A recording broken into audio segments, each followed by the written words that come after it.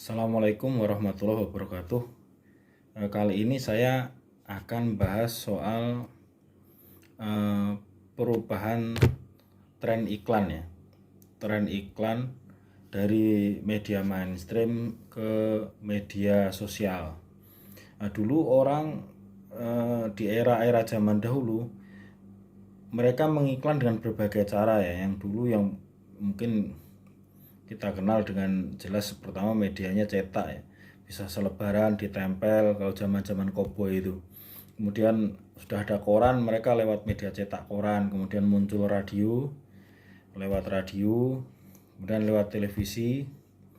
Terus kemudian terakhir revolusi di media online ya, yaitu waktu itu diawali oleh detik.com. Dan itu saya era-era masa-masa mau skripsi kalau nggak salah, tahun 2004 lah. Nah, mereka iklan yang kecil gitu, karena di online itu bisa berhari-hari mereka promonya, segede korek api itu, mungkin kecil di website itu bisa harganya berlipat-lipat dari iklan di koran atau mungkin di radio ya. Di radio kan berapa kali disiarkan. Sekarang orang tidak perlu punya media besar untuk bisa bisnis di periklanan ini. Nah, ini sebenarnya ancaman bagi media mainstream yang ada gitu. Saya mau ambil contoh, kalau kemarin mungkin kalau Info Pangkalan Bun mungkin masih ada medianya lah ya, mungkin masih itu istilahnya ada PT-nya gitu.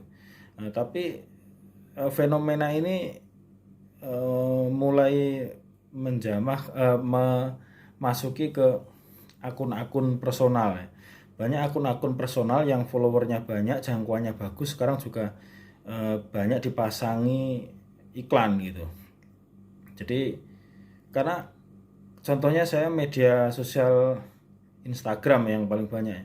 Karena Instagram dengan pembaruan yang terakhir 3 bulan yang lalu ya, kalau nggak salah, itu mereka sudah lebih fair gitu. Jadi orang kadang lihat video kita kan nggak like ya, tapi terekod ya. Kita bisa lihat berapa jumlah yang nonton video di Instagram itu. Sekarang ada Reel itu ya, yang video-video pendek itu. Nah, saya mau ambil contoh akun dari saya dulu ya. Saya kemarin sempat memajang video soal salah satu PT saya, PT Graha Cakra Mulya, yang kurban sapi di desa Semantun itu. Di Instagram saya itu meskipun yang ngerespon tuh sedikit ya, entah berapa itu yang like itu, 17 ya, 17. Cuman kalau kita lihat itu kan ada di sebelahnya like itu ada lainnya gitu. Kita klik nanti dia muncul berapa kali itu diputar. Dan saat saya bikin video ini terakhir saya screenshot tuh 233 kali. 2333 kali. Jadi sudah diputar oleh 2333 orang. Itu kalau dikumpulin udah satu stadion itu. Itu kalau menurut istilahnya si Joko, teman saya, Info Pangkalan Bun, itu sudah satu stadion lapangan bola mas gitu.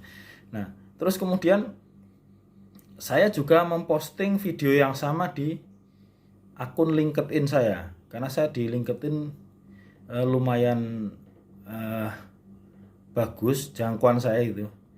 Saya di LinkedIn itu di Instagram dulu ya. Instagram itu sekarang follower saya yang tercatat terakhir ini 21,1 ribu ya, 21.100. Nah, kemudian yang di LinkedIn itu koneksinya kurang lebih 500, dan yang follow saya sekitar 7.000 sekian ya. Mungkin 7 tambah 5 itu kurang lebih sekitar 12.000 orang.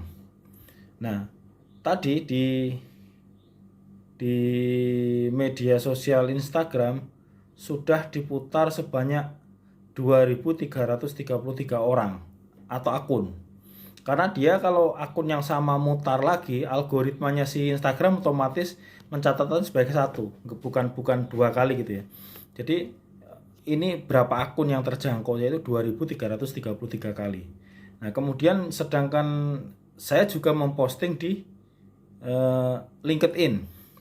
LinkedIn ini isinya para profesional ya, pekerja-pekerja profesional, dan mereka lebih cenderung apa ya, tertarik kalau bidang-bidang saya, misalnya bidangnya CSR, maka orang-orang yang bidangnya sama CSR itu akan ngumpul di situ.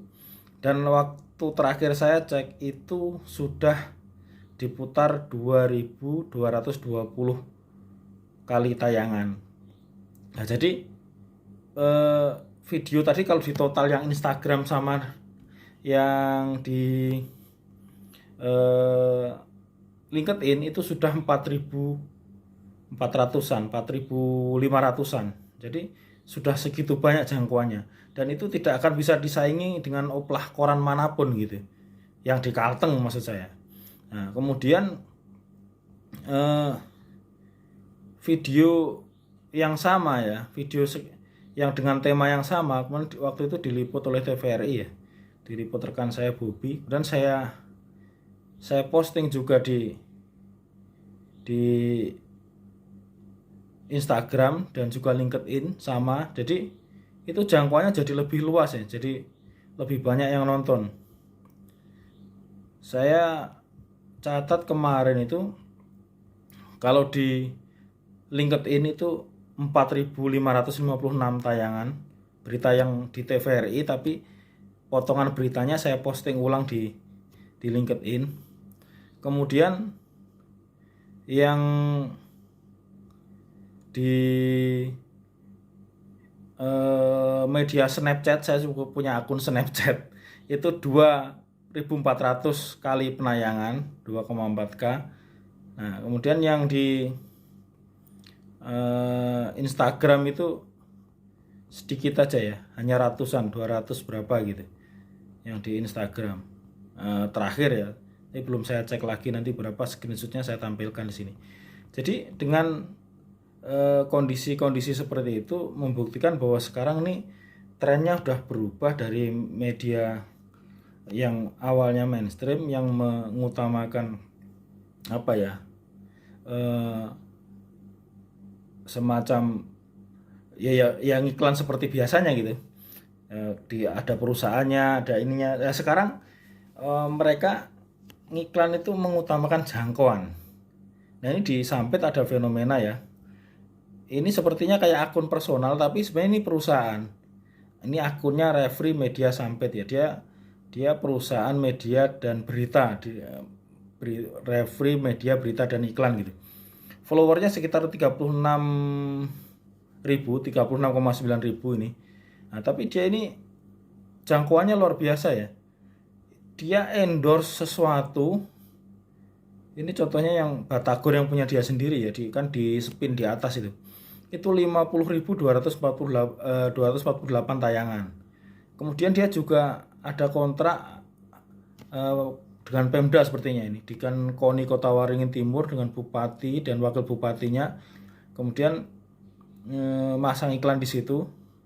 Itu 42.461 kali tayangan. Nah, ini kan luar biasa itu ya. Karena dia jangkauannya dia itu sudah mungkin melebihi media-media mainstream gitu. Ini gratis dibuatkan video marketing, terus disebar di FB, IG, ya multi platform lah dia.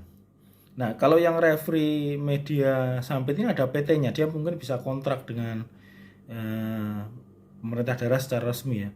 Kemudian saya lihat juga ada akun dari ini Putri Pariwisata Kobar kayaknya ya, Mbak Reni Anggraini ini. Ini saya lihat awalnya saya kira iklan kopi nih, tapi ternyata ini adalah iklan Daihatsu Rocky, mobil Daihatsu Rocky. Dan dia sudah, yang terakhir saya lihat, saya screenshot itu 4.055 kali tayangan. Nah, dan ini saya rasa juga dengan follower dia 10,5 ribu.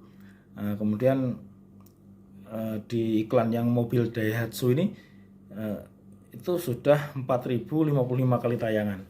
4.056, 4055, 4056. Nah, jadi sudah ada 4.000-an orang yang nonton gitu. Dan itu kan terukur. Jadi orang yang masang iklan ya puas. Berapa yang yang lihat iklan saya bisa dicek, kita bisa cek sendiri di akunnya, kita bisa tampilkan jangkauannya seberapa. Jadi orang tuh nggak rugi buang duit. Makanya sekarang orang yang biasa ngiklan di TV pindah ke YouTube. Karena YouTube itu ada yang pay per klik kan, berapa kali ditonton itu yang dibayar. Terus kemudian mulai ke ada Instagram ad, ada Facebook ad. Jadi mereka pindah dari yang biasanya ngiklan itu misalnya saya 1 juta dibayarkan berapa jangkauannya kita susah akan jawab. Kalau di media seperti Instagram ini kita bayar misalnya 1 kali posting 1 juta misalnya. Itu kita bisa lihat performanya, berapa yang nonton iklan kita tadi itu. Ada berapa akun, berapa orang yang nonton, berapa menit video kita itu ditonton, ketahuan di situ. Kalau saya di Instagram dan LinkedIn, karena saya populer di dua sosmed itu ya. Itu teman saya sih Om Taufik yang YouTuber teman saya sejak di koran dulu, dia orang cetak. Dia mengakui juga tadi gak sempat karena dia habis makan sama saya, tapi terus dia istirahat. Dia bilang memang media cetak itu memang sudah waktunya innalillah gitu maksudnya, karena dia orang cetak dulu. Seperti Om Taufik ini, dia dengan channelnya ya Pilot Gabus itu rata-rata per bulan katanya bisa sampai 2 juta gitu ya. Dan hanya memvideokan aktivitas sehari-hari, dan orang-orang yang dia kan bidangnya di drone, pesawat untuk pemetaan gitu. Nanti mungkin iklan-iklan yang muncul di channel dia ya berkaitan dengan itu gitu. Dan itu nggak terasa gitu, tiba-tiba ada aja. Dan dia tadi ngeliat postingan saya di LinkedIn yang tentang perhitungan harga CPO itu yang ditonton hampir 10.000 orang. Nah itu kalau misal di YouTube mungkin udah banyak duit itu. Tapi karena di LinkedIn itu memang hanya istilahnya untuk forum diskusi, ya nggak apa-apa. Tapi saya senang karena dengan adanya tayangan saya itu akhirnya memicu banyak berita yang menyoroti soal pajak ekspor. Itu saya sudah merupakan sebuah kebanggaan bagi diri saya sendiri gitu. Jadi kesimpulannya adalah media saat ini yang mainstream dia harus tetap menguati sosmed, karena sebenarnya kita ke depan pasti arahnya akan ke sana, karena sudah kelihatan dari sekarang gitu.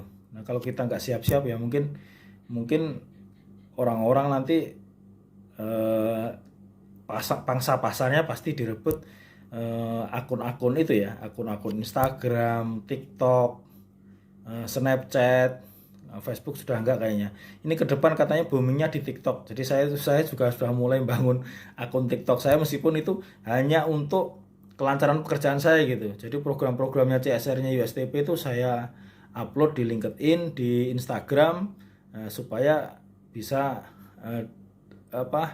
diketahui khalayak gitu, dengan jangkauan yang luas gitu. Karena saya mantan orang media, saya pengennya bisa mengiklankan itu dengan media platform saya sendiri dengan cara yang lebih simpel dan lebih hemat, tapi bisa menjangkau banyak pembaca atau banyak pemirsa. Demikian, wassalamualaikum warahmatullahi wabarakatuh.